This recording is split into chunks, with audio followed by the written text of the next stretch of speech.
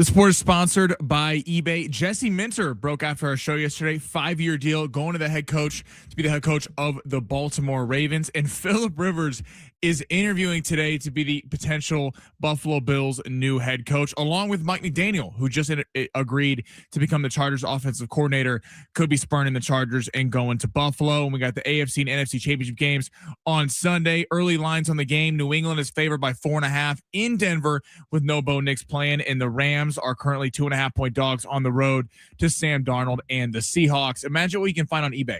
Like a rare hologram trading card that you've become totally obsessed with, shining like the designer handbag of your dreams. eBay has it. They even have the perfect parts that will fit your car. Millions of finds, each with a story. Find it at eBay. Welcome to the Fletch Zone. I'm Ben Fletcher. That's Sammy Long. To the Fletch Zone. Not like other guys. Sound off like you got a pair. I like mine to stand stiff.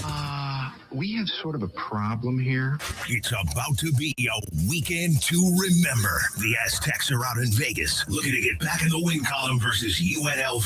The Ravens replace Harbaugh. The Baltimore Ravens have reached agreement with the former Los Angeles Chargers defensive coordinator, Jesse Minter. And it's Championship Sunday.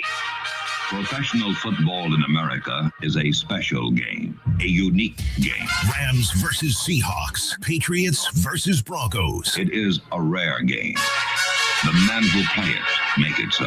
Who will head to Santa Clara looking for the Lombardi? And of course, those picks. Luka Doncic, more than 26.5 points on the Lightning Bolt. Yes, please. Jonathan Kuminga for the Golden State Warriors, more than 12 points. Yes. Reed Shepherd, more than 10.5 for the Houston Rockets. I'm not even kidding right now. This is the most confident I've ever been in one of your lineups. And Coco Gauff, less than 18.5 total game. Let's talk about it all right now in the Fletch Zone. Yeah, let's get it going. Happy Friday, everybody. Ben Fletcher, Sammy along with you. It was a short week, but it's felt like a long week, man. But here we go. On the eve of championship weekend in the NFL, we have a great show lined up for you. Coming up in hour 2, it's that time of week, man. Steve Hartman every Friday at 1:30. Lots to talk about with Steve today, not just the divisional round, but the world of baseball has been popping off a little bit. And Sammy said it in his update, Philip Rivers is being interviewed to be the head coach of the Buffalo Bills. We will get into it all today. We also have some giveaways for you, including next Wednesday's San Diego State-Colorado State game at Viejas Arena and a pair of tickets for Charlie Puth at Viejas Arena on April 22nd. We got a busy one coming up, and I have one question and one question only. Sammy Long, you ready to have a great show? Yes, sir. It's Friday, boy. I said, are you ready to have a great show? All right, let's get it going. I had some espresso martinis this morning, by the way. I could, yeah, we can tell. Phenomenal. So good. Well, you never had an espresso martini before? No, I have, but never out of a can. And it was really, really tasty. And you put a little alcohol in there? Ooh! It was very, very tasty. Very It's Aroma, spelled with an O at the beginning of it, is the name of the company. Happy Bar Cart Friday to you all. Speaking of which, Travis Dale is still wandering around the building. See, I sip on a Bar Cart Friday. Travis Dale chugs on a Bar Cart Friday. I only see Travis on Friday because he hangs around, because there's a multitude of liquids and substances running through his body that needs to leave before he can potentially drive home later in the day. So it's always a treat to get to see TD on a Friday morning. I feel the caffeine a little bit more, if I'm being dead honest. Like I'm a little more amped up and wiry. I think TD feels the alcohol a little bit more. And the funniest part about it is we had some like serious meetings directly after our show today, and we had to go sit in those meetings, and Travis Dale was very talkative in the meetings when these were supposed to be meetings that we were talked at, and instead TD was making the meeting just another show. Right. So TD is not one of those guys. It's like, hey, I'm feeling a little buzzed right now. I'm going to quiet down. I'm going to let those around me carry it. He gets amped up. That's exactly right. So he may be stopping by to talk about his Denver Broncos, who play tomorrow, Sammy, in the AFC Championship game. Sunday, sorry. It's in Denver at 12 o'clock our time. Now, kind of a side story to this game is there's going to be a little bit of snow potentially in the forecast. The game will be at about 20 degrees, so it's going to be chilly out there in Denver. And the starting quarterback for the Denver Broncos is going to be Jarrett Stidham in this game. So Sammy and I were actually talking before the show about the betting lines, about the spreads in these games, and we find out what Bo Nix is worth as a quarterback to the Denver Broncos, and it feels like about a touchdown. Because we would imagine the line would be Denver probably favored by 2.5, 3 points at home. And instead, the line is moved. It was Broncos dogged by 5.5 points. Now it is Broncos dogged by 4.5 points. So Bo Nix is worth about a touchdown in the eyes of Las Vegas. And Jarrett Stidham, we're going to find out what he's worth coming up in just about 48 hours. I can't wait for this game. I tell you, I got a pretty good feeling that Denver is going to surprise some people. And I don't know if it's going to be because of Jarrett Stidham. I'm more looking at the matchup of Denver's defense, which is fantastic, especially on the line, especially at the linebacker spot, against the Patriots offensive line. That while Bo Nix or Drake May gets a lot of credit for what he's been able to do in the big play category, is Denver's defensive line going to be the biggest superstar of this game and could potentially lead Denver to a win. Sammy? Our text line is up 70470. Start your message with team. We have a Broncos fan chiming in right now, 619. As a Broncos fan, it's kind of fun having a built-in excuse if they lose. Kind of like when Purdy went down against Philly. We'll always be able to say what if, especially since Bo bailed us out. This is an interesting game. I do think people are a little too high on New England, and certainly all the pressure is on New England. They have their quarterback. In Denver would be favored had Bo Nix been there. But the Patriots have had the easiest schedule in 26 years. Statistically, their strength of schedule has been that easy. And I don't know, like we go back to that Charger game, the Patriots defense deserves all the credit in the world. They have basically won the first two games against the Chargers and the Texans. The Chargers, the offense was putrid. They scored 13 points. The second game, the offense had some moments, the excellent Keyshawn Boutte catch on the sideline, and Drake May, I thought, played well, but they also didn't really put that game away. And CJ Stroud had 4 interceptions in the first half, and it was still a 10-point game. It should have felt like it should have been a crazy blowout, and it wasn't. I'm excited for this game. And there is a kind of a wild card in that we've seen quarterbacks come in the regular season. And we saw Nick Foles do this with the Eagles winning a Super Bowl against New England. When you have a backup quarterback come in that no one's really seen, and Jarrett Stidham was a multi-year starter at Auburn, has been a perennial backup in the league. And Sean Payton was actually his first move as head coach of the Denver Broncos was to sign Jarrett Stidham. This is a guy who's been in the system. He was a backup to Brady.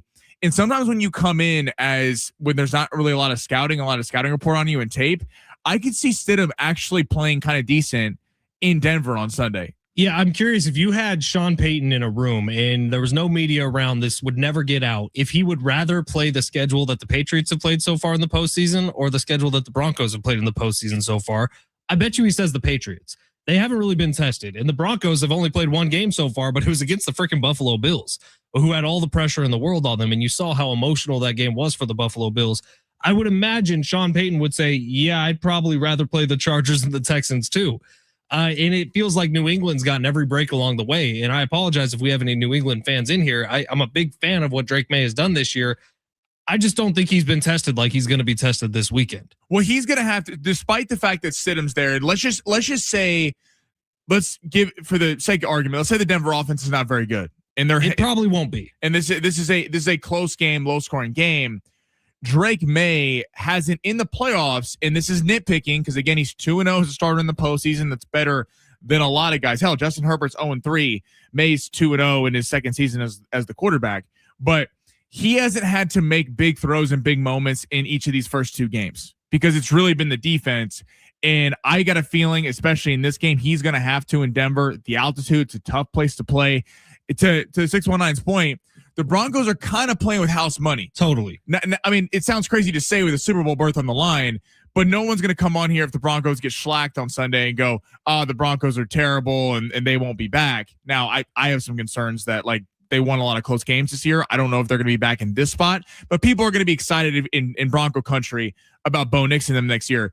New England, if they lose this game, there's going to be a lot of questions of, did they benefit from playing the horrible schedule that they played the entire year? You're absolutely right. We got a question from our buddy FedEx Trey, says, whose legacy gets boosted the most if they win the Super Bowl, Matt Stafford or Sean Payton? That's a great question. It's a fantastic question, and we will get to that FedEx Trey in just a little bit. We're also going to get to the NFC matchup coming up after we get to the big three here, but every day around this time, Sammy Long rips through the top headlines in the world of sports, and we got some fascinating ones heading into a very good sports weekend.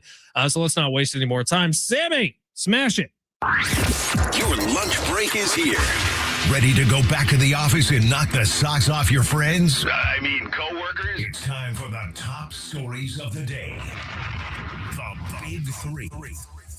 Jay Silves on YouTube saying, what up? If you want to get on YouTube, Silves. at San Diego Sports 760 is where you find us. Give us a subscribe. Give us a like. We'd love to see it. And on X, you can find us at Fletch and Sammy, also retweeted on the San Diego Sports 760 account. Sammy, where do you want to start? I like that question from FedEx Trey. Let's start with that. So Sean Payton, Matthew Stafford, who can help their legacy more with winning a Super Bowl and getting to the Super Bowl this weekend? For me, it's Sean Payton because of the position he's been put in. Matthew Stafford, if the Rams were to get to the Super Bowl and it would be against the Denver Broncos, it'd be a lose-lose situation for him. Obviously, if he wins the Super Bowl, it helps his legacy out, but he's also winning it over a quarterbackless team. Like, there's going to be room to poke holes in the Rams season and maybe room for an asterisk in the Rams Super Bowl.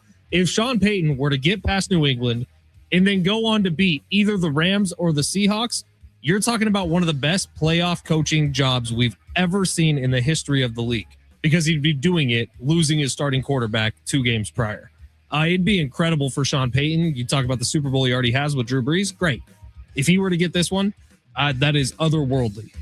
It's a great point. I'm going to go with Stafford. I don't think you can really go wrong with either of them because, yes, right, if Sean Payton goes and wins the Super Bowl with Jarrett Stidham, people are going to look at that like Doug Peterson with Nick Foles in Philly. That was one of the greatest Super Bowl runs. Multiply it. Carson Wentz went down in like week 15, week 14. Right. And so they're learning on the fly in the AFC title game.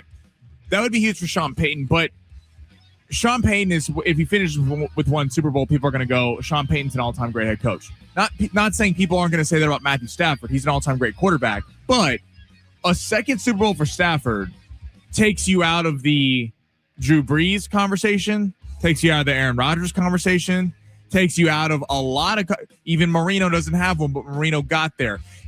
2 Super Bowls does a lot for you by elevating Matthew Stafford into a conversation that we talk about with your Bradys, your Mahomes, your Elways, your Montanas. Not saying he's there yet, but given his career, the fact that he was kind of wasting away in Detroit for a large part of it, and then he goes and wins 2 Super Bowls with the Rams, and then who knows if he comes back and they win more. Winning that, going on the road in all of these games, doing it would be extremely impressive. So I'm going to roll with Stafford.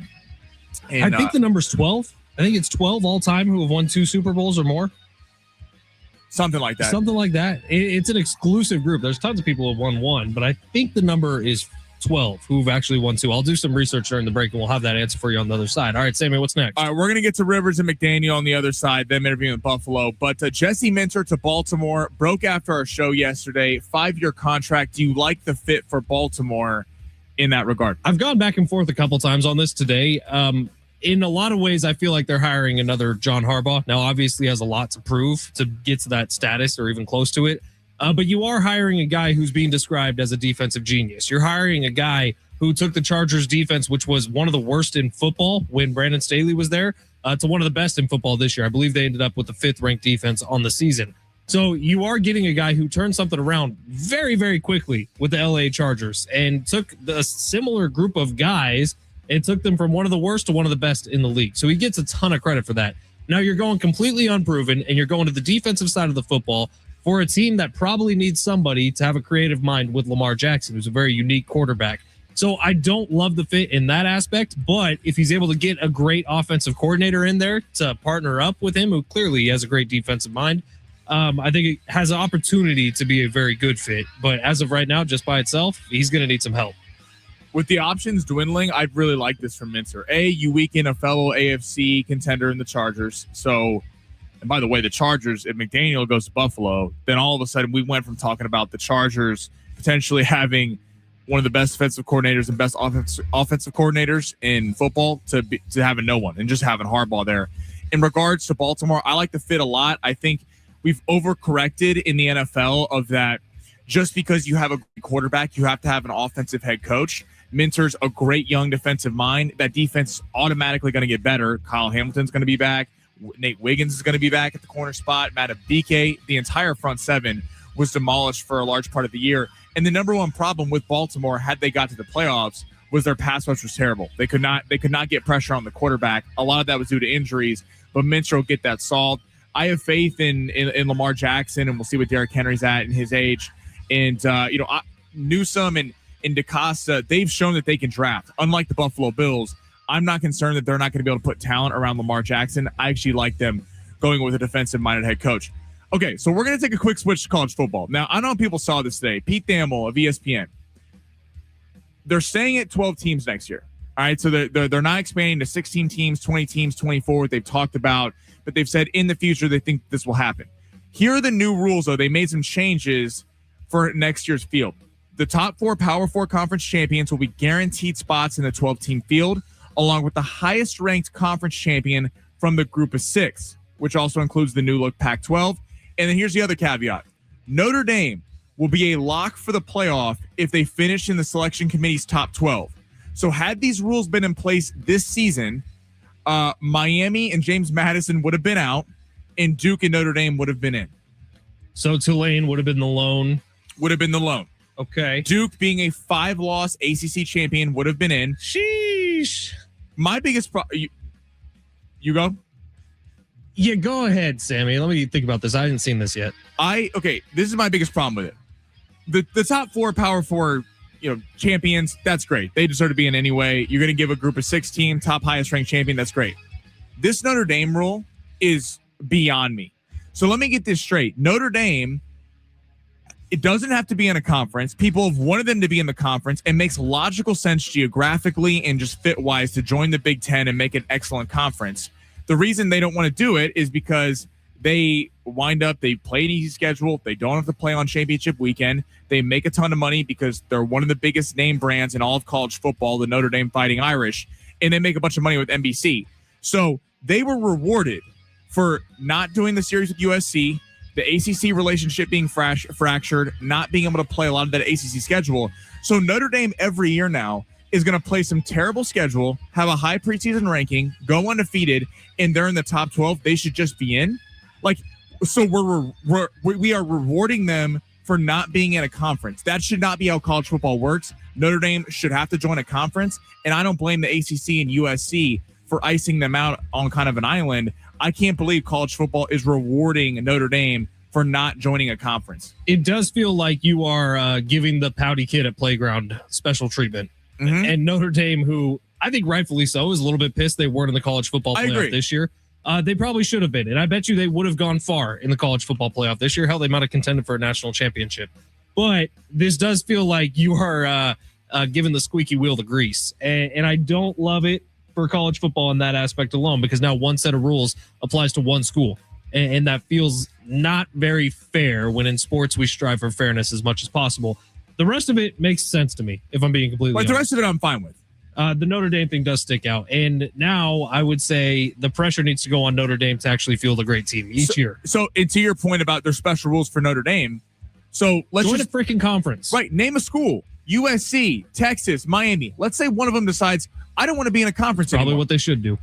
And so you're telling me that if Notre Dame gets special rules, we can pause on that because Notre Dame is uniquely qualified to do that because they make enough money. They don't need the group TV deals that the rest of the conferences need to have in order to survive. Notre Dame can kind of do it on their own based on one of the richest alumni and one of the most donation-worthy alumni. You just wonder, though, like a brand like Ohio State or Texas, they're not going to leave the SEC or the Big Ten. I'm just saying theoretically years down the road, if this were to happen and a conference were to split up, you're making special treatment for Notre Dame. Like, this is a way overcorrection. You should have just expanded the playoff, and then Notre Dame probably would have been in. Yeah, it feels like a rule that, in a couple of years when it does expand to 16 is going to be forgotten about and gone forever. But it also feels like a rule that's going to lead us down the path of, well, this whole conference thing we have right now, bye-bye.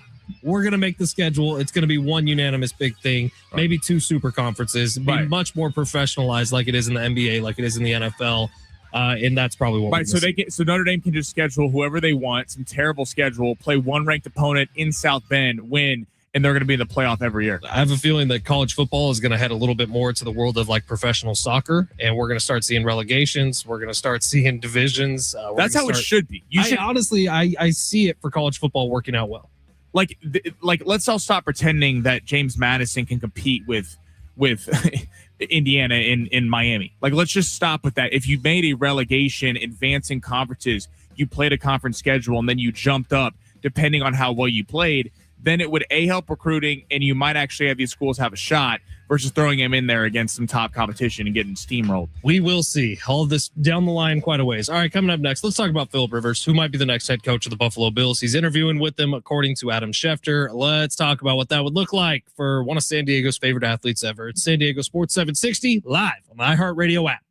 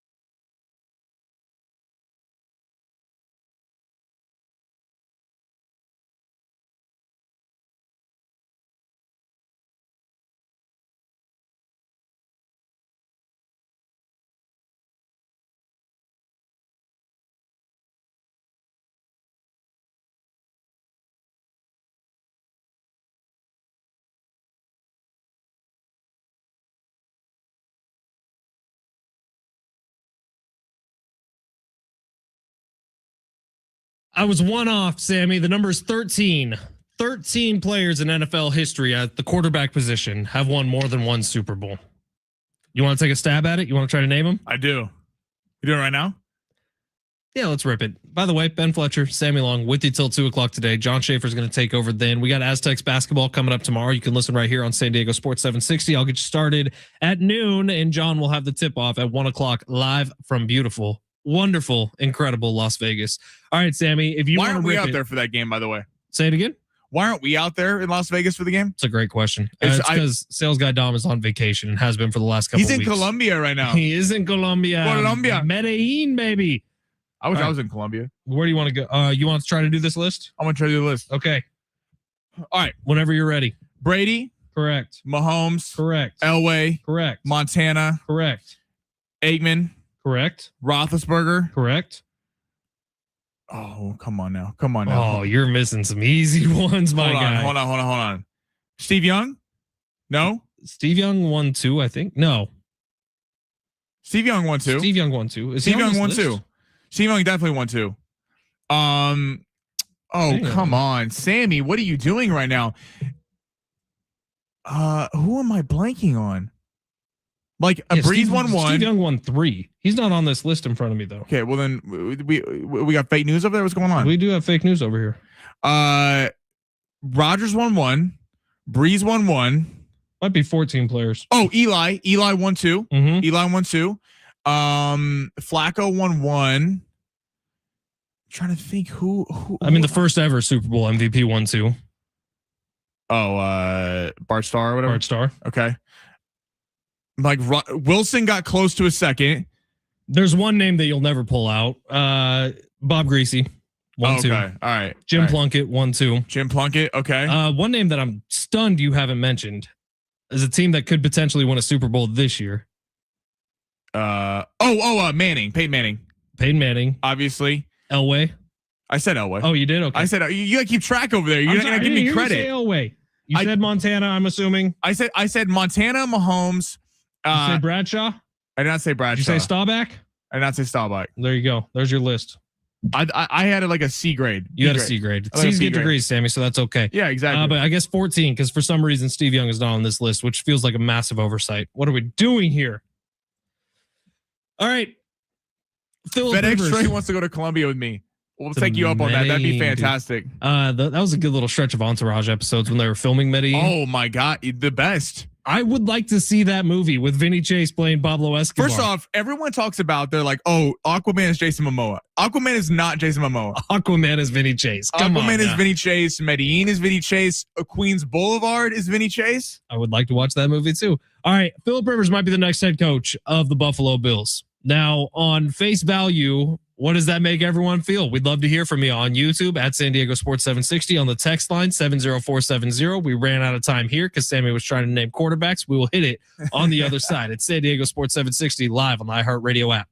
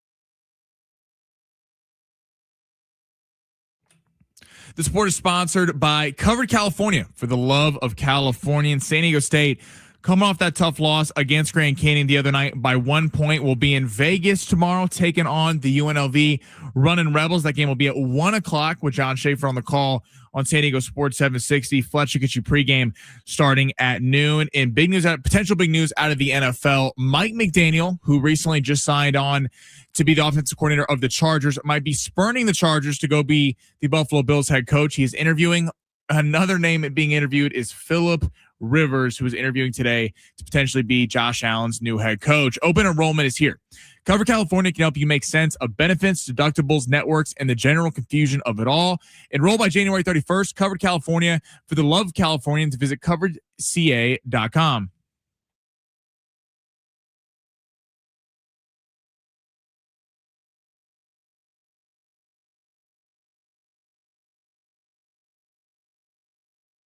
San Diego Sports 760, Ben Fletcher, Sammy Long with you till 2 o'clock today. John Schaefer's going to take over then. Coming up tomorrow, Schaefer's going to be out in Las Vegas. San Diego State back on the road. They got UNLV. Big game for the Aztecs. You can't make one loss become two losses. You know what I mean? You can't let that Grand Canyon loss, which, yes, that game got ripped out of your hands by the officials, but you can't let one turn into two. UNLV putting together a really good season. We'll be on the air starting at noon tomorrow as the Aztecs get ready. By the way, after we're off the air tonight, after John's off the air, you should go back and listen to the Brian Dutcher Coaches Show from last night. It's available on the free iHeartRadio app. Dutch spent a lot of time answering listener questions off the text line, and I thought it was really, really good. He had great perspective on that loss to Grand Canyon. All right, another correction real quick before we get to Philip Rivers. Steve Young won 1 as a starter, 1-2 as a backup. And the one game he won, or the one Super Bowl he won as a starter, was that ass kicking the Niners gave the Chargers. I believe they won by like 25 points. All right, Philip Rivers interviewing to be the next head coach of the Buffalo Bills. We asked for your thoughts. You gave them to us. Our guy, Sir Will, says Josh Allen is a gunslinger like Rivers was. Not sure if that's a good match. Interesting take. FedEx Trey said what the Bills are doing in this coaching process is malpractice. How do you openly fire the coach based off emotions and not have a list of potential coaches ready to go, literally going on the fly? It is kind of interesting how they're doing this. So Mike McDaniel takes the job with the Chargers. We find out 2 days later he's interviewing to be the head coach of the Bills. Now, Brian Flores is doing something similar, right? He re-signed with the Vikings. Right, but he is out. So if he gets a head coaching opportunity, the Steelers are in on him. He'll be becoming the head coach if he gets offered it. I'm sure Mike McDaniel had something similar set up with the Chargers where he's like, yeah, you can announce me, but I am going to still interview for some of these head coaching jobs. And really that's just on the Chargers for allowing him to sign that deal. It's not like they're re-signing like Brian Flores was with the Vikings. All right, let's talk about Philip Rivers, though. The first question that pops up is, can Philip Rivers do this? Right? Can he just go from playing in the NFL, coaching high school ball, to immediately jumping into coaching in the NFL? And there are serious questions about that. Namely, no one's really ever done it successfully as quickly as Philip Rivers would be asked to do so. You got to understand, he would be going to a Super Bowl ready team in the Buffalo Bills. They need to make some moves at defense, probably. They probably need to add a wide receiver, but this is a team that next year will have Super Bowl aspirations once again. That's a tough spot to throw Philip Rivers into just right away like that. Do you realize that if Buffalo beating the Jacksonville Jaguars could have changed the direction of that franchise for the foreseeable future for history? Because if they hadn't beaten the Jacksonville Jaguars, do you know what name was still available at that time? John Harbaugh. Yep. And John Harbaugh coaching the Buffalo Bills would be scary. That would be, and some people could point to, he didn't get it done with Lamar, but with Josh Allen, John Harbaugh, like that would have been a home run coaching hire. You go from Sean McDermott, a guy who has been a perennial playoff contender, 2 guys won a Super Bowl. Well, if you look around the AFC, you got your Jim Harbaugh with the Chargers, you got Andy Reid with the Chiefs, Peyton with the Broncos, Vrabel with the Patriots. They're not going anywhere. And then I actually like the Raiders minor hire. You're going with a young potential superstar head coach. We'll see how that works out. I love Philip Rivers, but Philip Rivers has only coached high school football, and it's a great story. And all of us in San Diego are pulling for Philip Rivers and want him to have success in whatever endeavor he chooses. But to become an NFL head coach, to jump like that is a ton of pressure anyway. To the point you just made, this is not a team where it's, hey, we're going to give you a year to suck and kind of build your roster out, because this is a team that is losing years on Josh Allen. These are how many more years can you keep doing the same thing where you're not winning Super Bowls with Josh Allen? Oh, and by the way, if you do this, Philip Rivers, to be a successful head coach, has to fill out his staff with great coaches. And do you think Mike McDaniel is going to go take the OC job when he was a head coach, worked his way up through the ranks as an offensive coordinator with the Niners, and then as a head coach in Miami, to then take a backseat to a guy who, although is a great quarterback, has never coached at any level of college in pro football? No. And Brian Flores ain't coming. All these big-time coordinators are not coming to help out Philip Rivers. So it's going to be Philip Rivers' show. I think it puts Philip Rivers in a bad spot. Not that he doesn't know football, but making that leap, this is not like going high school to a college, like going from coaching high school football on your son to coaching one of the best quarterbacks in the NFL with massive pressure on you is not an easy feat. All that being said, I do think he could do it. Like when you talk about interpersonal relationships, find one person on this planet to say something bad about Philip Rivers. I'm not saying he can't do it. I'm saying that what's the main thing a head coach is responsible for? What's the main thing the head coach is responsible for? Taking the blame when things don't go wrong. Sure, but culture building. And Philip Rivers, I think, showed every step of the way. That's one thing he can do better than just about anybody. I do think he could do it. I think it would be a mistake to do it right now with this Buffalo Bills team. So, but like, okay, let's look at other great motivators in the league. Let's look at culture builders. Dan Campbell, people point to, and it's fair because the Lions were an absolute dumpster fire and have now been you could say he saved a potential multi-billion-dollar franchise from going in the tank. Yes. But what happened for Dan Campbell to have success? He had Ben Johnson, Aaron Glenn. And there are great coordinators out there. Great coordinators get made by the system you're in. Josh Allen is a hell of a head start. You could get Brian Dable to come in and be the offensive coordinator. That's what Brian Dable got to start. Dable, McDaniel, and these guys, do you think they're going to take a back seat to Philip Rivers? Yeah, because you see the success, like use the Dan Campbell example. Ben Johnson probably had head coaching aspirations before he took that job with Detroit. And it took this taking the back seat to Dan Campbell. Maybe Dan Campbell gets a little more credit than he deserves for your greatness, but then you get to go have a head coaching job. You were almost in the NFC Championship Respectfully, if I'm Mike McDaniel or Brian Dable, I'm going to go be an OC somewhere like the Chargers and wait for that to flame out because not with all due respect to Philip Rivers, the chances of this working and him being a big time successful head coach is not an indictment on him. It's just you have to rise up the ranks. And if I'm Mike McDaniel, I'm going to go run the Chargers offense and have a great offense.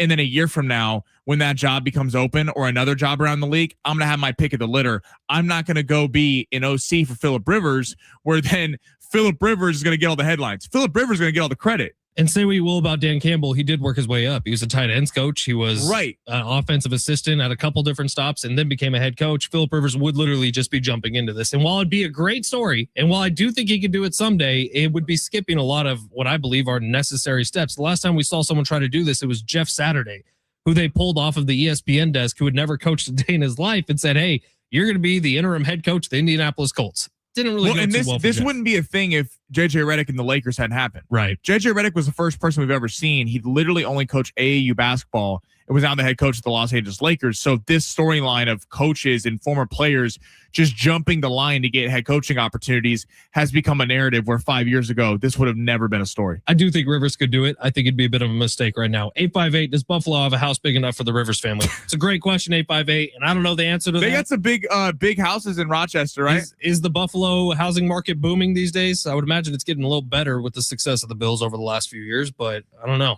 It's a great question. People probably sell their homes a lot in January before the... I mean, honestly, if you think about how many 13-bedroom houses are there, like in the world. I think Philip Rivers can afford it. Yeah, he can. He did all right. He made a little bit of money over his days I would like to see Philip Rivers before he becomes a head coach take one of these broadcast gigs, please. I would love to see Philip Rivers on Sunday breaking down games for Fox or CBS or whoever wants to take him, and there would be a line out the door. I'm sure he's gotten a couple of offers, of course, for money that would make all of our eyes roll to the back of our heads to go be a broadcaster. But if I'm Philip Rivers, why don't I try to go? And I don't think this is serious. I think Buffalo is doing him a favor and throwing him a bone with an interview because, I don't. Why would they do that? We've heard because since he came back to play, though, we've heard multiple teams around the league are interested in interviewing him to be a head coach. Yeah. I think Philip might be giving them a bone by going to interview. I think it's the other way around. You just said to yourself, people love Philip Rivers in the league. People don't have bad things to say about Philip Rivers. Universally, his competitors, his former teammates, people love him. there are people who are helping them out in the staff going, he wants to be a head coach one day. We're going to throw him an interview. We have to do a certain amount of interviews. So all of a sudden, Philip Rivers starts getting talked about in these head coaching circles. I think if I'm doing radio in Buffalo, New York, and they hire Philip Rivers over Mike McDaniel, I would be losing my mind. Because again, with all due respect to Philip Rivers, we love Philip Rivers. You fired McDermott, who, say whatever you want about McDermott, him not getting it done, and I've been critical before, but McDermott did get them to the postseason every year, and I think a lot of their problems could be blamed on Brandon Beane and the fact that he doesn't draft well. Going away from McDermott, a perennial playoff contender, to hire a guy who you have no idea what's happening in the building in the middle of Josh Allen's prime, there is no way that goes over well for Buffalo Bills fans. 913, Philip Rivers will be the only guy wanting more bathrooms in his house than Russell Wilson. That was a storyline for a few years ago. By the way, we got a text from the 817. This is good. I would love to bring this up here. Said this was supposed to be a morning show text, but my wife works in Scripps Ranch and went to the French Oven on a Big Rich TD and Fletch recommendation. She said it's her new favorite place, and she brought me cookies. 10 out of 10. That place is awesome. Have you ever been there? French Oven in Scripps Ranch? Oh, wait, is this by the Subway and the gas station and everything? Maybe. I went there in person just this last weekend. I picked up a cake for Kendall's birthday. Dude, that place is awesome. We got to meet the owner, Eve. Great guy. But the stuff they have there is unreal. One of our Kogo people works there part-time. Huh. Yeah. How about that? It's San Diego Sports 760. Take a quick break here on the other side. Long shots with Sammy Long. We got very close last night, Sammy. Coco Gauff ruined it for everybody. Coco ruined it. Coco, win the first set. Come on. And she was playing against her friend, right? Yeah, I didn't realize Haley Baptiste was her friend, and so she got beaten the first set. She ended up winning, but she went over on games. Not a good situation for all of us. Long shots next. San Diego Sports 760 live on the iHeartRadio app.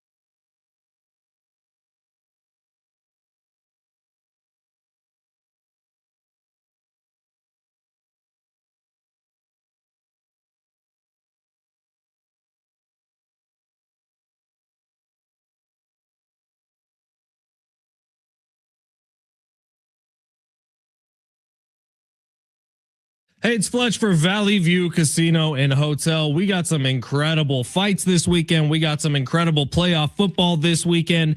Nowhere better in San Diego to watch all of it go down than the Valley View Casino and Hotel. And while you're there watching the fights, watching the football, Join San Diego's most generous players club because they want to give every new guest over $200 in free gifts. We're talking about free offers to enjoy instantly at Valley View Casino, including $10 of more play, which is free slot play, $10 of match play, $20 off at the Black and Blue Steakhouse, $10 to Patties and Pints, $10 to the cafe, $10 to Sticks or Snacks, $10 to Sweets, $10 to Corner Market, a free collectible t-shirt, and 2 free Maine lobster buffets when you upgrade from red card to blue card status. I'm almost there. I actually think I will tip over the edge this weekend at Valley View Casino and Hotel. That's right. It all adds up to over $200 in offers. Signing up for the Players Club is always quick, easy, and free. And the more you use your Players Club card on all your favorite slots or table games, the more rewards you'll earn, like complimentary dining, free hotel stays, luxury gifts, and invitations to exclusive events. So go watch the games this weekend at Valley View Casino and Hotel.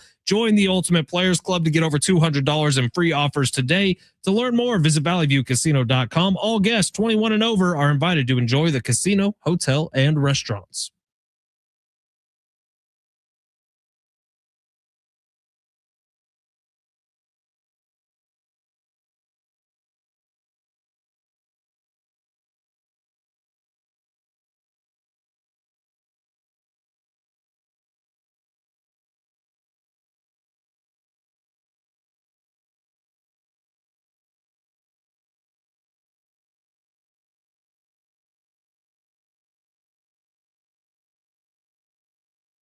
You got about 7 minutes right now to get over to sportssd.com and enter the word happy, Happy, happy as in Gilmore, to win $1,000 at sportssd.com. Every hour we give you a new keyword. This hour's keyword is happy. You'll have a brand new one coming up at 1:00, but take it over to sportssd.com, enter it there for a chance to win $1,000 in cold, hard. Well, I think it's a check. So you will give you a check for $1,000. And then they'll give you cash. And then the bank will give you cold Then hard you can go to cash. the bank and take the cash out. And then you could go to Valley View Casino and triple the cash. That's what exactly. It's I like to look at Valley View as a reinvestment opportunity. That's a great point, Sammy. I'm heading up there Saturday night, going to invest a couple $100, see what I pull out. Hell yeah. And in the meantime, eat a bunch of really good food, maybe watch some UFC fights. Woo, we got a busy weekend coming up in the sports world. All right, Sammy, long shots yesterday.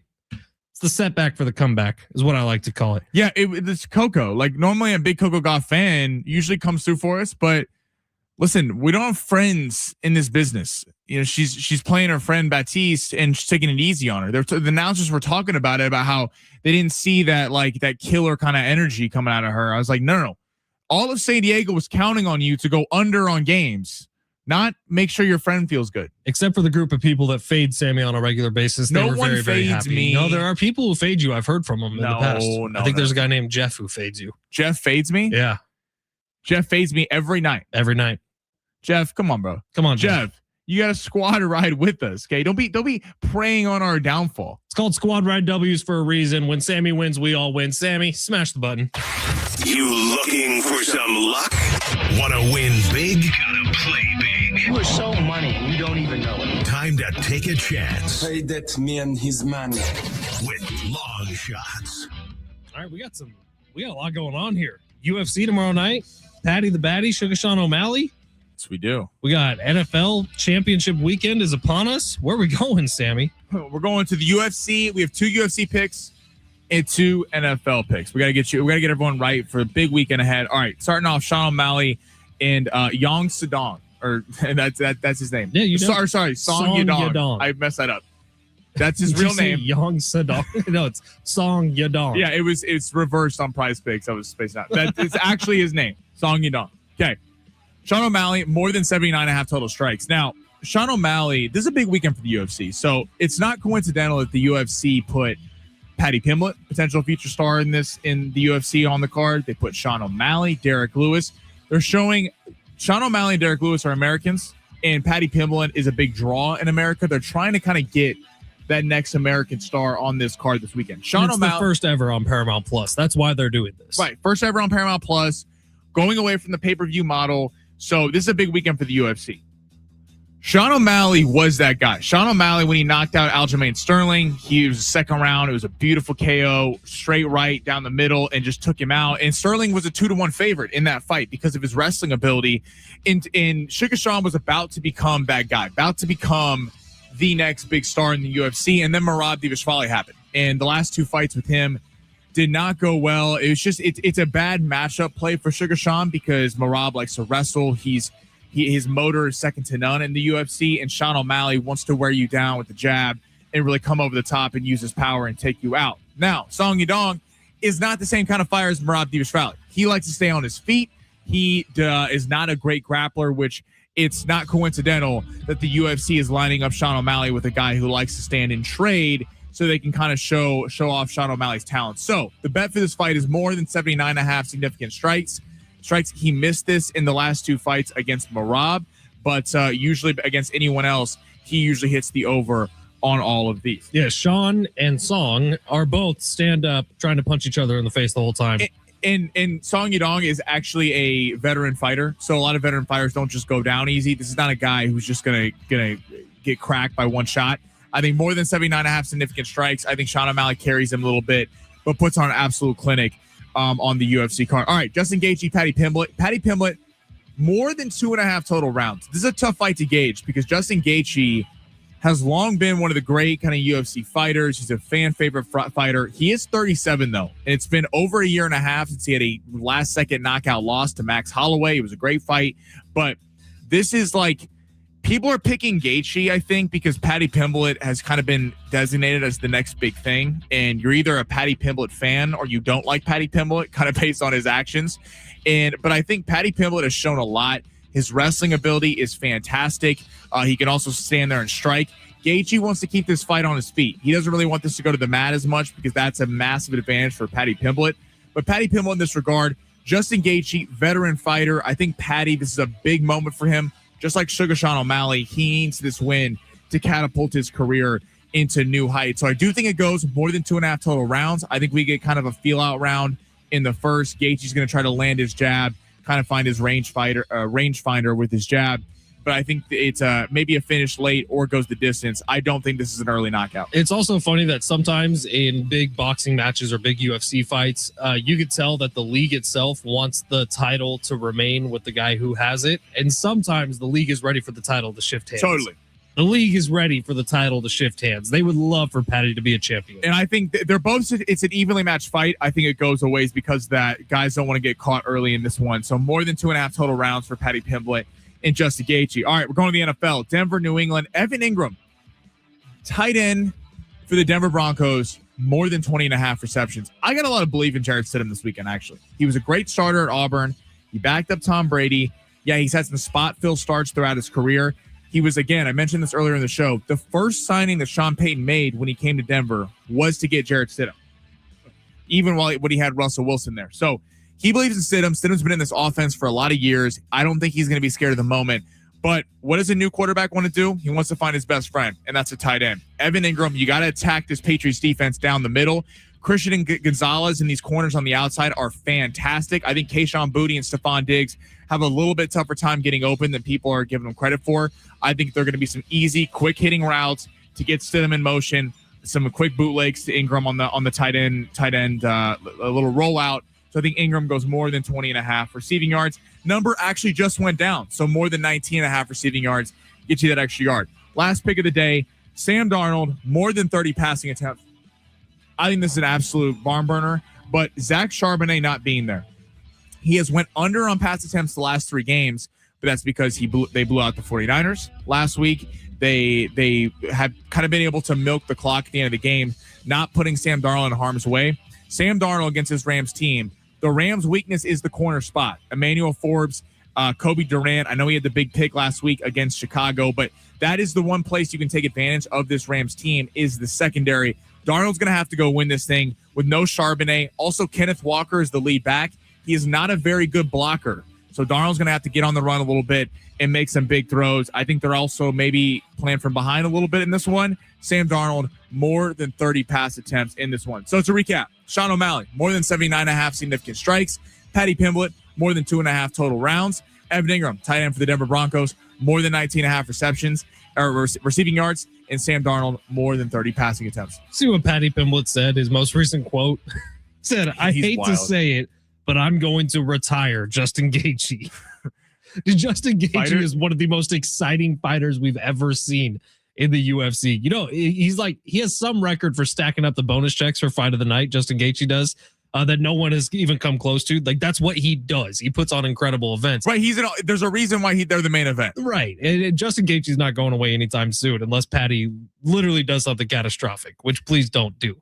It's going to be a fun night. Trust me, the UFC would love for Patty Pimble to do something catastrophic to Justin Gaethje. Yeah. All right. Take a quick break here. Hour 2 is coming up next. And in hour 2, Sammy and I will make our official picks, our official parlay for the NFC AFC championship games. Can't wait for that. Steve Hartman's also going to be swinging by. Right now, let's give away some tickets, Sammy, shall we? Aztecs basketball next Wednesday night at Viejas Arena, taking on Colorado State. If you want to be in attendance for a huge Mountain West showdown, call right now, 877-767-4760. How many rounds did you say Patty the Batty's fight was going to go? It's going to go more than 2.5. So let's say caller number 3. You got to get in quick. Call now. Call now. Go Sports 760 live on the iHeartRadio app.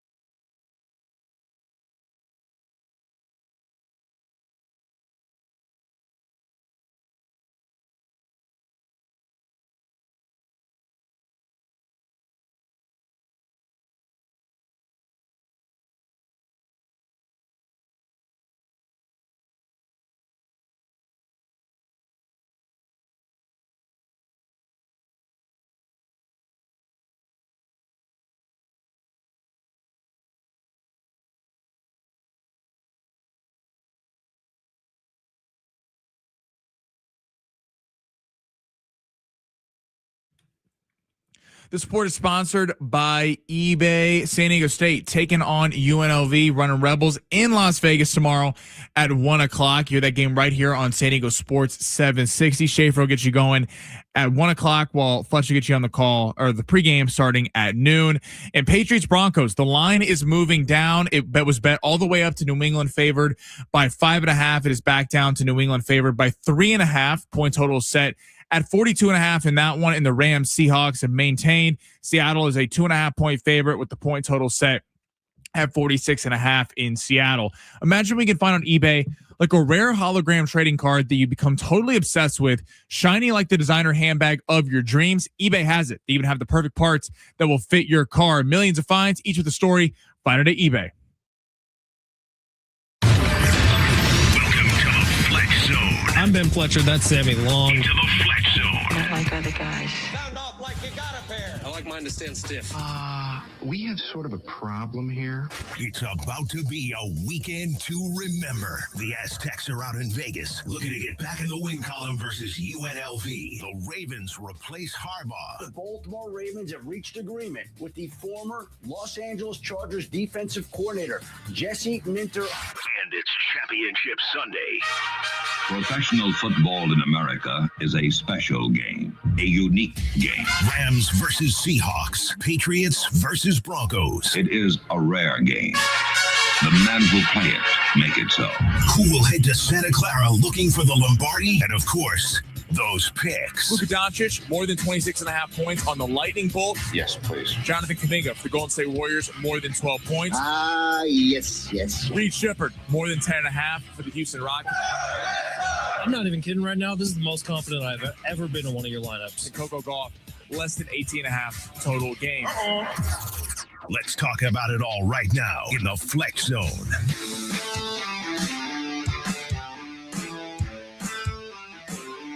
Hour 2 here on San Diego Sports 760. Shout out to Paul, who just won those Aztecs basketball tickets. FedEx Trey, I'm sorry, man. We can't rig the system. We take caller number, whatever the caller number is, and FedEx Trey was trying to win those Aztecs tickets, but try Blame again. Ben for picking caller number 3. Yeah, I guess that is my fault. Try again with John. We may have some more tickets rattling around next week as well. We got a lot to get to in this second hour, but I did want to start off by just saying thank you, man. We got some positive numbers over the last couple months here on our show, so we're very happy about that, and that's because of all of you. So for everybody who's found us, again, my name is Ben Fletcher. That's Sammy Long. We appreciate the hell out of you each and every single day, so keep on coming back. Share this show with a friend. We love you, and we can't wait to keep doing this all year in 2026. Hell yeah, man. Thank you to all of you who tune in, take a little bit of time out of your day to hear what we're chopping it up. We love when you guys participate and text in the show. It means the world to us. Or like our guy Jamar, who takes an extra 30 minutes at lunch sometimes so that he can keep listening to the Jamar, show. just an absolute legend. 615 with maybe the best text we've ever gotten said, Sammy, don't feel bad. Your boy Jeff, who fades your picks, is probably the same dude who bets on the don't pass line and craps with a full table. Is there anything worse than when you step up to a craps table and see some a-hole in the corner on the don't pass line? It says something about your character. You're putting it out there that you want the dude to fail. You want the roller to fail. That's what's so crazy is that why craps is so fun, why I love playing craps is it's a communal game. People are talking at the table. It's not like blackjack and I love blackjack, but someone wins, someone loses, or maybe you took someone's cards, so they're pissed off. Craps is fun. That's why where the party's at, everyone's drinking, having a good time, and everyone's winning in the same. If you're betting on the do not pass line, like, dude, what straight to hell, straight to hell with you. And then you're celebrating while everyone else just crapped out and lost money. Yeah, it's the worst. Never be that person. If there's one thing that Ben Fletcher here could put a stamp of approval on, is never be the person on the don't pass line unless you're playing that wimpy bubble craps where you're just tapping the little button or the electric craps. I had a guy when we were in Vegas. One guy was this dude was like not having it at the table. Everyone was having a good time. This one guy was like grumpy, and he was throwing the dice like way high in the air, and it kept hitting the dealers. The dealers like had their hand kind of resting over the thing, and the guy blamed the dealer for why he wasn't getting it, and the dealer turned around and was like, if he said, yeah, I'm the reason why you've lost like $1,000 tonight, and then the guy just like stormed off and walked away. Yeah, man. Craps is a fun game, but only if it's played properly and only if it's played with a lot of debauchery. That's what I'm talking about. All right, NFC Championship. We covered a lot of the AFC Championship in hour number 1. Let's get into this a little bit. So it's Seahawks, it's Rams. Kenneth Walker is the big notable injury in this game, or not Kenneth Walker, Charbonnet. Zach Charbonnet, excuse me, who got injured in the game against the 49ers, will not be playing. He's going to have a long offseason recovery, man. He may not be ready for the start of next season, but that's a big piece of what Seattle likes to do. Zach Charbonnet, you can kind of refer to him as like the anchor. You know, when you're drilling something into the wall, you have the anchor, and then you can put the screw in nicely. It holds the picture up forever. Well, without Zach Charbonnet, who's kind of the one who puts the damage on the defense, Kenneth Walker is not going to be as effective, who's a little more glitz and the glam of the Seattle offense. And so that's a big piece that they're going to be missing. Seahawks are favored 2.5 points. It's at Lumen Field, one of the better home environments in all the NFL. I don't know, Sammy. I'm kind of leaning towards the possibility that we could be headed for a 2 upset weekend with the Broncos and the Rams both winning in these games, because the Rams have all the experience in the world. The Seahawks have a first-time head coach in that NFC Championship game. He's never been here before. That first-time quarterback in that NFC Championship game. He's never been here before. And I just feel like the Rams, with the experience of Stafford and McVay and the way that Puka and Adams are playing right now, the Rams have it to me. They really do. So you're picking Denver and the Rams right now? I still got like 45 minutes to change my mind, don't I? Yeah, I was just, the way you're talking, it sounds like you're picking Denver and the Rams. That's where I'm at right now, yeah. I think we're undervaluing the Seahawks a little bit. Maybe, probably. I'm not getting my pick yet. My pick will be at the end of the show. But Seattle, here's the concern with Seattle. Can they win the tight game? Because they blew your Niners off the mat, and it was like it was never really a game. Thank you for that. You didn't see Sam Darnold have to make any big time throws, but Sam Darnold this season still open. Well, we don't care. It's a fact. Sam Darnold also has an oblique injury. It didn't come into play last week. It didn't hurt at all last week. No. I mean, if that was him playing with an oblique injury, I don't know what it's like without. He didn't have to do anything last week. But to be fair to Sam Darnold, because Sam Darnold keeps getting the yeah, but we're waiting for it. Sam Darnold, every time this year, the unbelievable overtime win against the Rams. Then people go, okay, well, that's one. It was kind of a fluky game. Shaheed had the punt return. Then the Niner game at the end of the year. Then everyone goes, well, they only scored 13 points, and really is the defense going to be able to shut down the Niners like that again? Then they blow out the Niners again last week. And then all of a sudden it's, well, they're never really in the game, and Sam Darnold didn't have to make any tough throws. Well, Sam Darnold's one win away from being in the Super Bowl. And this guy has shed the narrative from last year that he couldn't beat when he lost to Detroit, the final game of the season, and then he got blown out by the Rams in the playoffs. Sam Darnold is playing elite football. And if you took the name of Sam Darnold and the predisposition that we have of him of, quote, being a choke artist and not getting it done in the biggest moments, we would have no doubt about him. Like, my thing is this. Why does Drake May, I don't think people have the same thing for Drake May. People give Drake May the benefit of the doubt, which is fine because Drake May has had a great year. But everyone's expecting like Drake May is going to show out in this AFC Championship game. But there's still a skepticism that Sam Darnold is somehow going to blow it for the Seahawks. And I feel like we're maybe a little too harsh on Seattle in that regard. You're probably right. Seattle has a very talented roster with an incredible defense, and it's been great all year. And I probably am a little salty from how that game went last week. I do think that you cannot discount what the Rams have, which is also an incredible roster. I would put it on par with Seattle's. Would you not? 100%. You can make a case they have the better roster. You could. And I do think this is going to be an extremely close game, but I'm looking at what's going to happen in the fourth quarter. You mentioned that Rams-Seahawks game where Sam Darnold showed out in the fourth quarter in overtime. I want to talk about the first 3 quarters of that game? Well, okay, but why it was as close as it was? And that's fair. It's a fair thing. I'm just saying Sam Darnold has kind of proven all the doubters wrong this year. I agree with that wholeheartedly. I feel like and I'm not saying it's unjust because we haven't seen Sam Darnold do it. So I get if you're betting money on this game, part of you's like, well, wait, I'm going to go with the guy and the head coach and the quarterback who's actually won a Super Bowl before getting points. But I just feel like people have this narrative that Sam Darnold was this bust, and no matter what he does in the previous couple of years, people aren't shedding that label. And maybe it's going to take him winning a Super Bowl to do that. And maybe that's what it is. People's first impressions carry a long time. I just feel like it's interesting how we're giving New England this crazy benefit of the doubt. Sure. In Seattle, we're not, even though they've been much better than New England has. Let's do a little thought exercise, and everyone out there, I want you to do this too. Let's think about the fourth quarter. It's say it's a 21-24 game. Rams have a slight edge.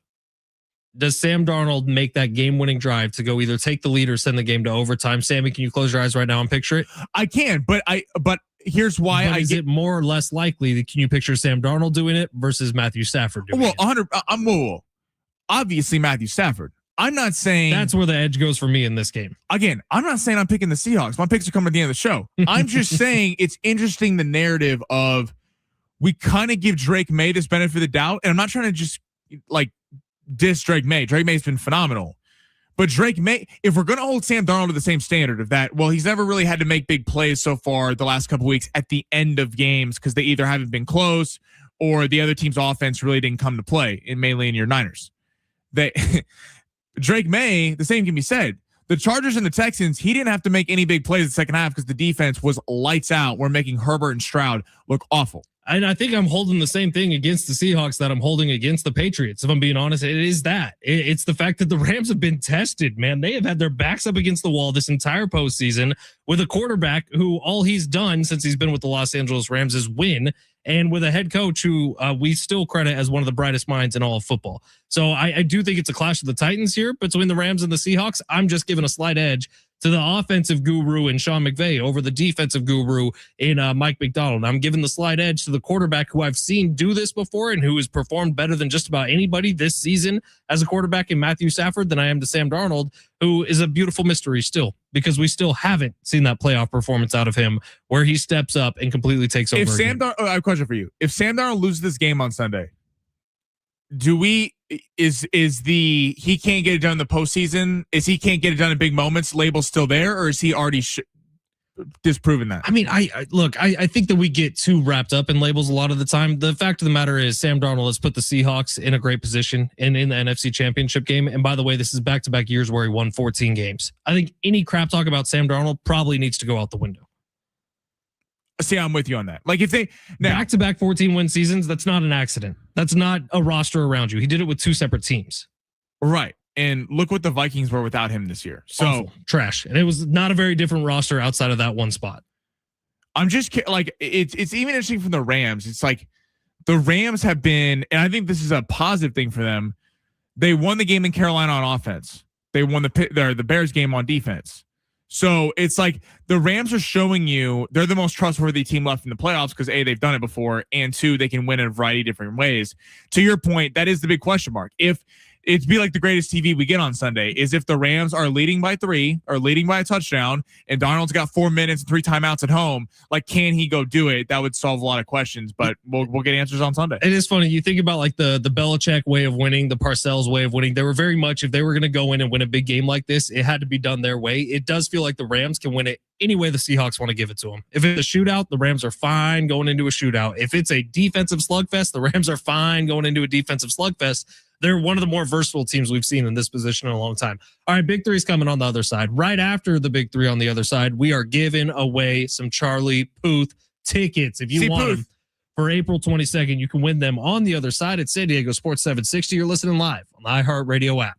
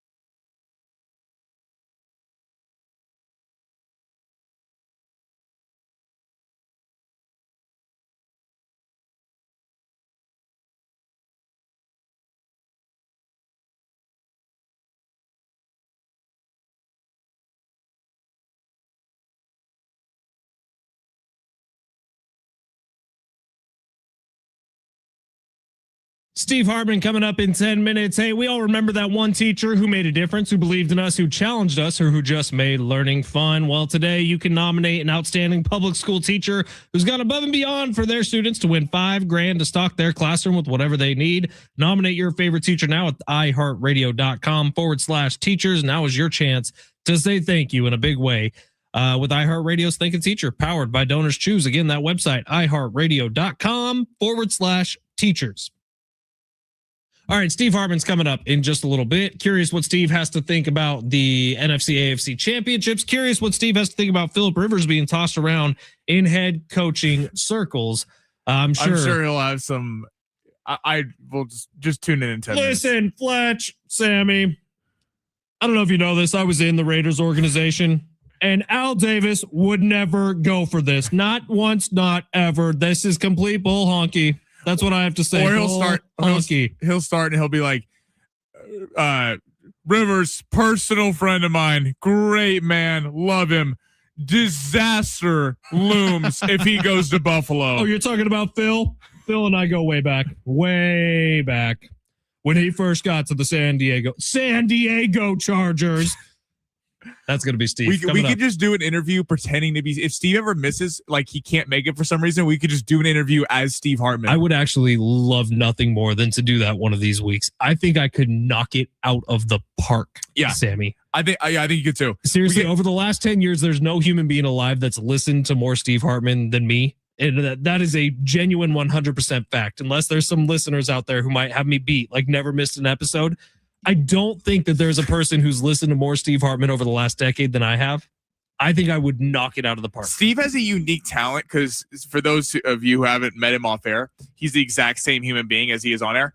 And Steve has these like super cool stories, like being invited on the Dennis Miller show back in the 90s, getting in a bar fight, him and Vince Neil having to fight out.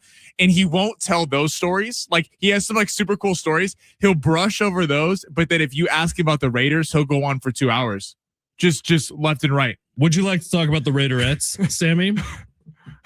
Let's talk about it, shall we? Many experiences. All right. Goodness gracious. You'll get more of that coming up in about 8 minutes. But right now, let's get to the big three because we didn't get to it there in the first segment. It's a special weekend, man. We got the AFC, NFC championship games going on. So the show's going to sound a little different today. But Sammy, why don't we go ahead and smash it? Your lunch break is here. Ready to go back to the office and knock the socks off your friends? Coworkers? It's time for the top stories of the day. The Big Three. Got a quick little roll call. FedEx Trey, what up? Sir Will, what's going on? Rich McGuire, what's happening, dude? All the boys. Avon on YouTube, what's going on? Jay Sills, 913, 615-858. What is happening, everybody? Thank you for being here today. We love you all equally. We don't pick favorites among our children. We really don't. We love our whole community here. Our whole community. Aztecs, story number one. Aztecs on the road tomorrow, taking on UNLV. Is this a must-win matchup for the Aztecs? I mean, if you want the at-large bid, probably. It probably is. Again, they actually bumped up in KenPom after that Grand Canyon game, which I did not see coming.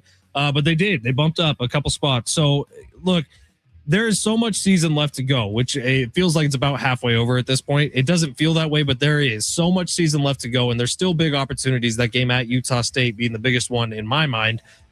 That no, it's probably not a must-win, but here's why it is for me.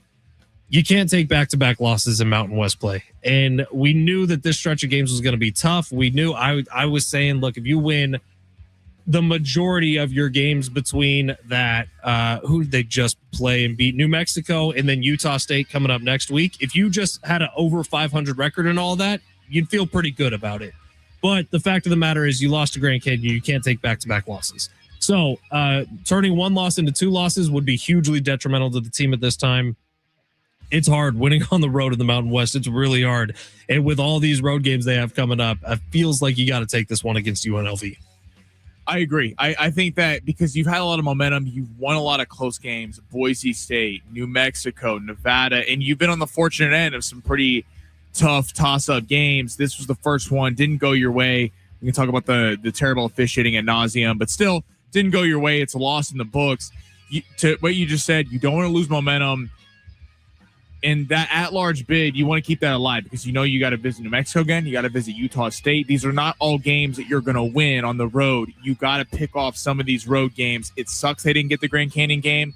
Letting this compound into losing at UNLV, then you start maybe kissing the at-large bid goodbye, which would be a drag. But UNLV is really good, by the way. And a lot of teams the Aztecs have played this year, they're playing their best ball right now. UNLV is coming off a win against Utah State. So it's not going to be easy. This is going to be a really, really tough game for the Aztecs, but you got to figure out a way to do it in an arena where the Aztecs have had a ton of success over the last decade. At Thomas and Mack, they've been dominant there. So we'd love to see a win for the Aztecs tomorrow. That game tips off at 1. I'll be on the air at noon getting you ready for it. What's next, Sammy? What is the most exciting potential Super Bowl matchup we could get? I love this question. Give me Rams Broncos. I actually think that's fascinating because of what we talked about earlier in the show. You have the Matthew Stafford storyline. Getting to 2 Super Bowls is, I think Matthew Stafford's already a Hall of Famer. That is surefire, first ballot, 2 Super Bowls, especially with the way he did it. Now, he didn't win the MVP in the first one. Remember that. Cooper Kupp won the MVP when Matthew Stafford won his last Super Bowl. I would imagine this year would be different. Matthew Stafford would probably get it. But I think that's fascinating. And then on the Sean Payton side of things, if he could get to a Super Bowl without his starting quarterback, with his starting quarterback going down in the divisional round, if he could get there, that bumps his status. If he could win one, that is going into legendary break glass in case of emergency, superstar, one of the best head coaches ever status for Sean Payton. I'm going to go the exact opposite, actually. I'm going to go Patriots. I'm going to Seahawks Patriots. Because here's the quarterbacks. Drake May, there's still this cloud of, the Patriots are obviously much improved. They're 1 win away from going to the Super Bowl, and they're favored in the game to do so. But there's this kind of thing with New England is like they played this awful schedule. They have kind of had somewhat of a fortunate path in the AFC playoff picture. You play a Charger team that had literally the worst offensive line in the NFL, had no one healthy there. You play a Texans team that doesn't have Nico Collins, loses Dalton Schultz, loses Woody Marks in the game, loses their left tackle in the game. And then you're playing a Bronco team that's not going to have their quarterback. So them getting the Super Bowl will be the first real test. And then you have the matchup of May, Stafford, top 2 in MVP voting. Who's going to win out there? And then I think against that Rams defensive pass rush, can Drake May show up? And then as to everything you just said, Matt Stafford going for a second Super Bowl title, where does that put him in the hierarchy of quarterbacks? I think that's a real conversation that we'd be having after the Super Bowl if he were to win. Does he elevate into a top 10, maybe even a top 8, top 5 conversation? Like this is what it could launch him to. I think beating Denver, he's going to get a lot of credit for it. I'm not saying it's taking it away. You went on the road in the entire playoffs, but beating without their quarterback, I think people could take that away from Stafford, and I hope that doesn't happen. Save number 3 for Steve Hartman, who's coming up next. But right now, we are giving away tickets to Charlie Puth. He's playing at Viejas Arena on April 22nd, 877-767-4760. Sammy, what caller number you want to go with? So caller number 9. Caller number 9, you're going to the concert. April 22nd, Viejas Arena. You can buy tickets at Ticketmaster.com or call 877-767-4760. Steve Hartman next on San Diego Sports 760, live on the iHeartRadio app.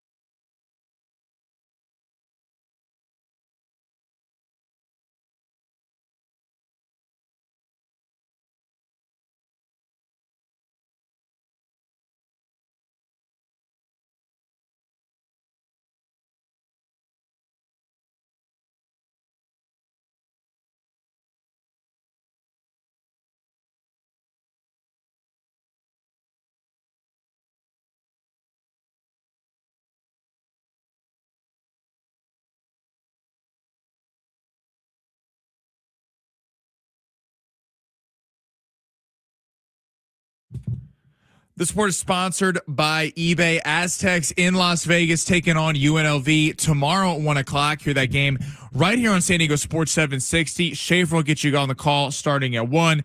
Fletch will get you going pregame starting at noon. In the AFC Championship game, the line is set right now as New England is currently a 3.5-point favorite at noon on Sunday. And then at 3:30, the Seahawks are currently a 2.5-point favorite at home against the LA Rams. Imagine what you can find on eBay, like a rare hologram trading card they become totally obsessed with, shiny like the designer handbag of your dreams. eBay has it. They even have the perfect parts that will fit your car. Millions of finds, each with a story. Find it at eBay.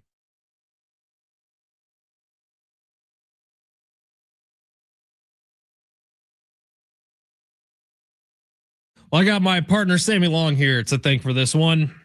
Text from the 858, petition to change the show name to Cheddar Bob and Sammy Short Shot Zone if Long Shots fails this weekend. 858, that'll be taken under advisement, and we will. That 100% is going to be the show name next week. Cheddar Bob and Sammy Short Shot Zone. You like that? It's short, long shots. It's a short shot because you're losing long shots. Cheddar Bob and Sammy Short Shot. We're gonna run that up to Mary Ayala right now. It's a lot to put on a t-shirt, I tell you what. All right, I think it could sell. Every Friday at 1:30, Steve Hartman graces us with his presence. This Friday is no different. To the legend himself, Steve. What's going on, pal? So Fletch, Sammy, I was just telling Sammy Fletch off air that so my sister, who lives outside of Cedar Rapids, Iowa, came out last week for my Hall of Fame luncheon. And, of course, it was 80 degrees the whole week. I mean, it was ridiculous, right? She goes back, and I hear about this incredible deep freeze. I type in this morning, Cedar Rapids, Iowa, current temperature, -13. That's not wind chill. That's the actual temperature. Yeah, are we heading for a... You guys, of course, are living in the most beautiful city on the entire planet, San Diego, California. Certainly the most perfect weather on the planet. Can you imagine? -13. That's the temperature. No, that sounds terrible. Aren't we heading for like a Texas freeze 2.0? Yeah, it's like bad this weekend, right? It's supposed to be really bad. People are going to lose power all over the state of Texas, all over the Midwest. Like, it sounds scary if we're being completely honest.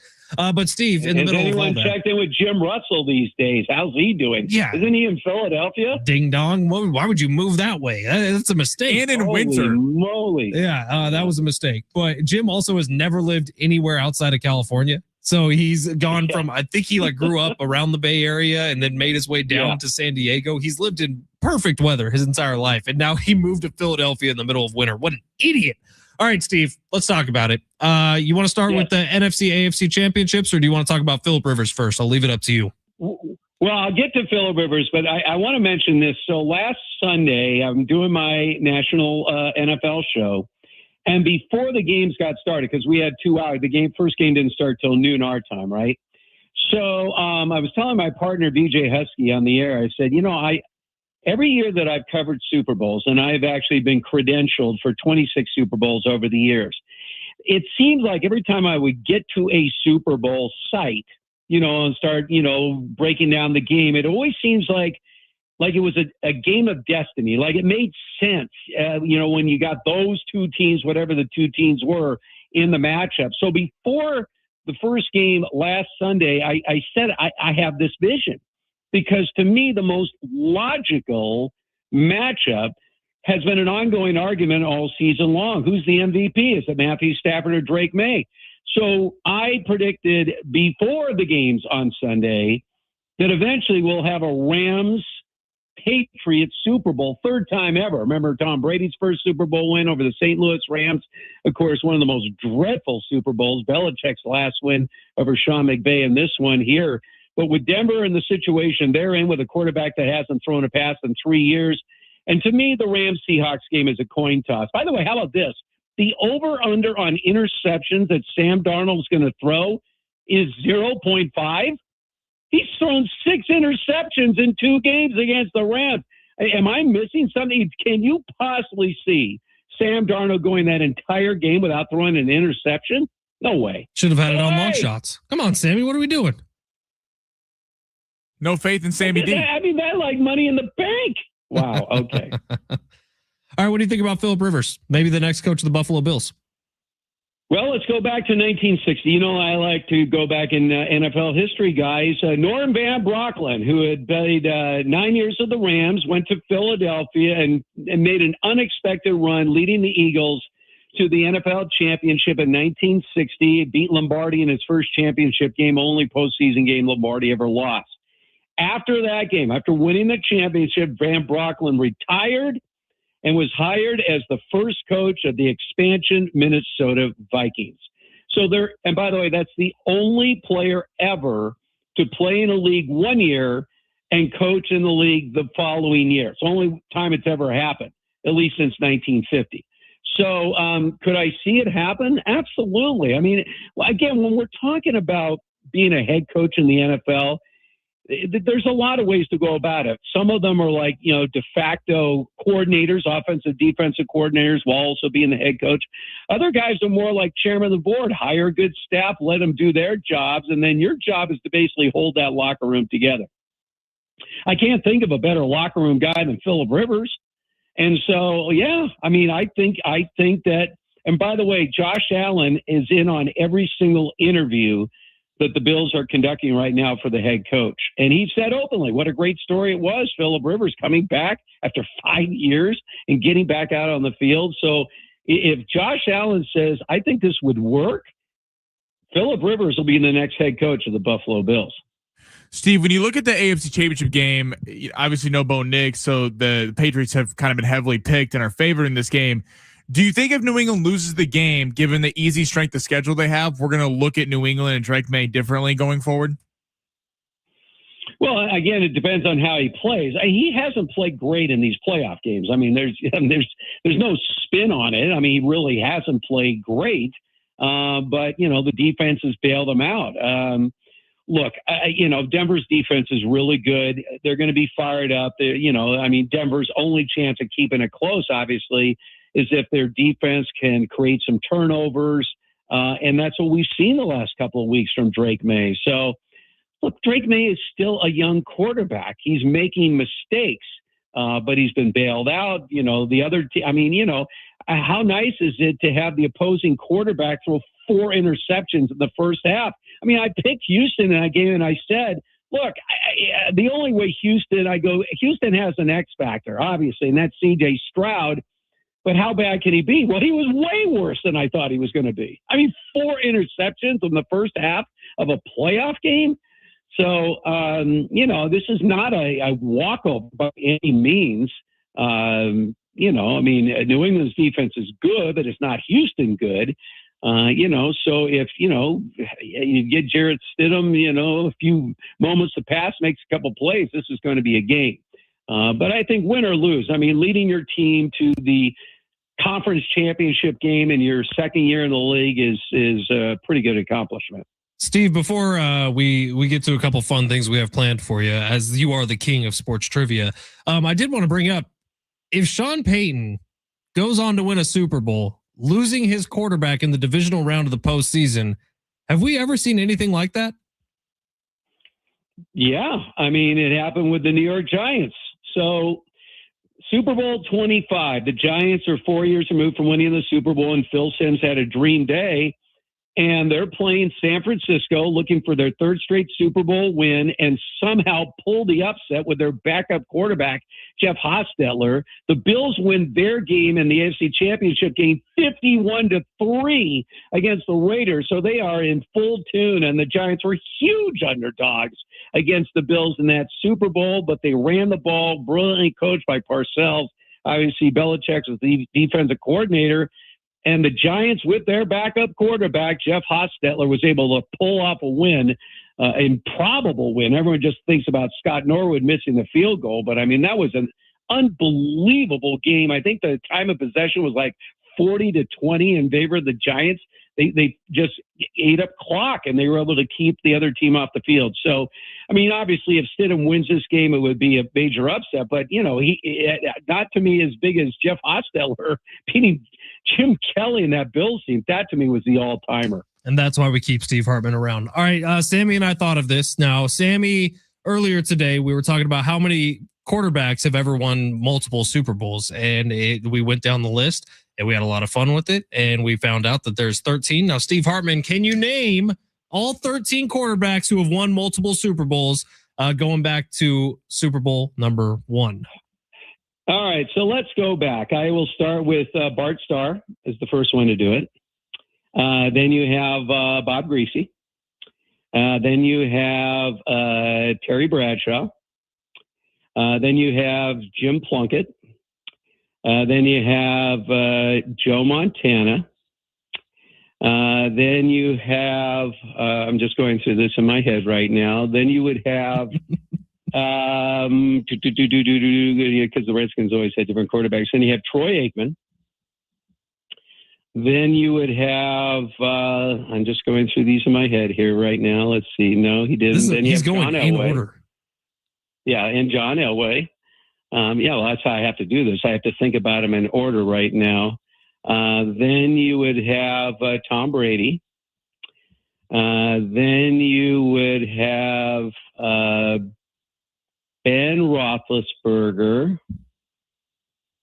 Okay, let me make sure I'm not missing anybody here in my head. Okay, and then you would have Eli Manning. And then you would have, there's 2 left for now, right? 2 left, yeah. 2 left, yeah. Yeah, 2 left. And then I know the last guy. Let's see. The other guy would be, I'm just going through these in my head right now. And so the other one would be, why am I missing one in my head? Obviously, Mahomes. But let's see. The other one I'm missing is, don't say anything. Don't say anything. I'm just going through these in my head. You know me, it's always easier when I go old school than new school. That's because I have those committed to memory forever. Steve, I'm going to be dead honest. This was the second name Sammy mentioned after Tom Brady. Is the one you're missing? Because he's younger than me. I'm an old school guy, not a new school guy. So the other one would be, let's see here. Why am I not? Right, we're putting a 5-second clock on you, Steve. No, not him. Hold on. Don't say anything. Don't say anything. Jeez. Let me just get this. I'm missing this one block of years right here. Do you want a hint, Steve? I do not want any hints. Let me think about this for a second here. Why am I missing up on this guy? Hold on. I must have skipped a year here. Let's see. I had Roethlisberger. Obviously, I had Brady. And then where am I missing here? It's in this millennium. Who am I missing here? That's Brady. Let's see. Hold on a second here. Don't say anything. Gee, this is driving me nuts right now that I got that Eli Manning, Mahomes. Who am I missing? I know where it is. It's a recent one. Let's see here. Who am I missing? It is. We do have a clock, Steve. Oh, okay. Let him cook. Yeah, give me a hint. Give me a hint. You already said the last name, Steve. I did? Manning. Oh, the other Manning. Oh, my God. That guy. Oh, my God. I'm thinking about 2015. I'm like, 2015, and it's like Peyton Manning. I forget that because when he covered the Super Bowl, it was going to be the other guy. So there you go. There's the 13 guys. There it is. All 13 of them. All right. Well, Steve, we kind of ran out of time, so we need to go lightning round. Rams are dogged by 2.5. Is that so right, Sammy? Yep. Yeah, I'm taking the Rams straight up to win that game. And I'm taking Denver to cover the spread, but I think New England will win the game. So right. I think the Dogs cover and the Rams will win. It will be a Pats-Rams Super Bowl. Gotcha. Okay? So let's just make sure. All right. So your parlay is you would go Rams, you would go Broncos against the spread, but Patriots money line.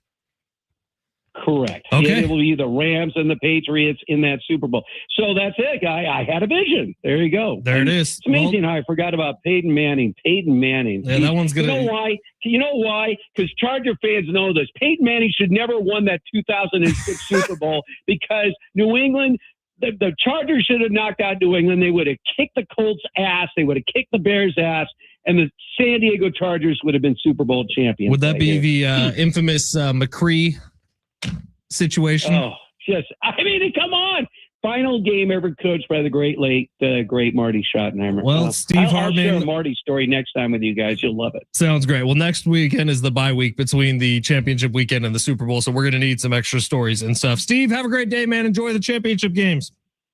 All right. Love you guys. Thanks, man. We love Steve Hartman. By the way, his Twitter bio still says king of all sports trivia, 36 years as a radio and television sportscaster based in Los Angeles and San Diego. Loose cannons to the core. Might have to change that first one. All right. It's San Diego Sports 760. You're listening live on the iHeartRadio app.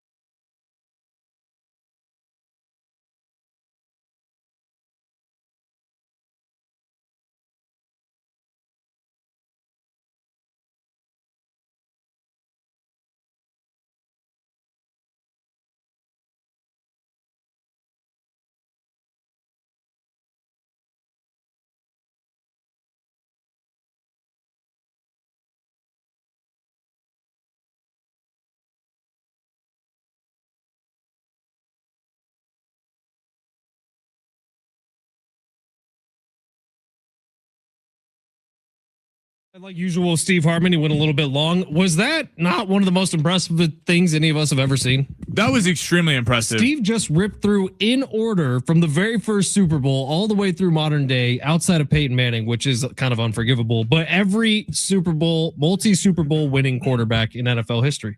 We might be adding a new one to the list coming up in just a few short weeks with Matt Stafford. Game picks. Yes, and before we get out of here, I did want to remind everybody, if you don't have it on your calendar yet, 2 weeks from today, February 6th, the Friday before the Super Bowl, everyone's invited. We want to fill the place up. K&B Bistro in Del Cerro, 6 to 10 a.m. Get your butts down there and come party. We're having a big game tailgate ahead of the big game weekend. All right, Sammy, game picks. We're going both games. We're going over-unders. We got to do this in about a minute.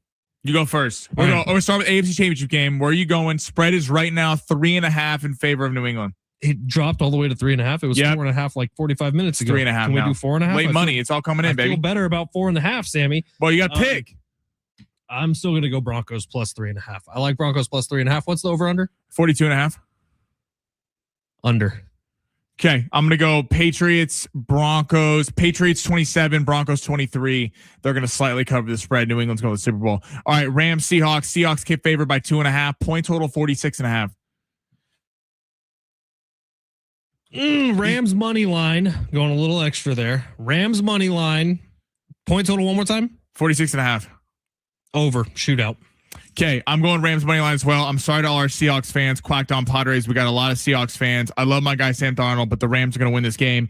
I'm going to go under. I think the first two people are lowering the price because it was such a high scoring game. Under. I'm going to go 21-20. All right, San Diego Sports 760. We're done. Schaefer's up next. See you tomorrow on the San Diego State UNLV broadcast. Thank you for being here, each and every single one of you. We love you.